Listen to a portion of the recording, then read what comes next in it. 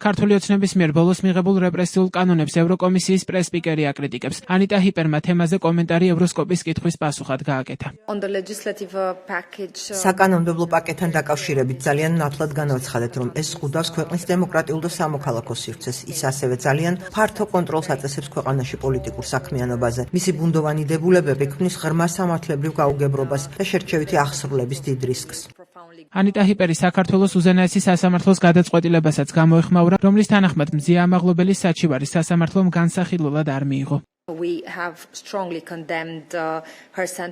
Ჩვენ მკაცრად დაუგმეთ მზია ამაღლობელის პატიმრობა, მისი განაჩენი ასევე აჩვენებს დამოუკიდებელი ხმების წინააღმდეგ რეპრესიებს. ჟურნალისტებს უნდა შეეძლოთ თავიანთი საქმიანობის შესრულება დევნის ან ზედმეტი შეზღუდვის შიშის გარეშე. ამიტომ ხელისუფლების ქმედებები, რომლებიც მიზნად ისახავს დამოუკიდებელი მედიის მიზანში ამოღებას და გაჩუმებას, ასევე ძირს უთხრის დემოკრატიის საფუძველს და ეწინააღმდეგება საქართველოს საერთაშორისო ვალდებულებებს და საქართველოს მოსახლეობის ევროპულ მისწრაფებებს. ამიტომ ჩვენ მოვითხოვთ მის და ყველა უსამართლოდ დაკავებულის გათავისუფლებას.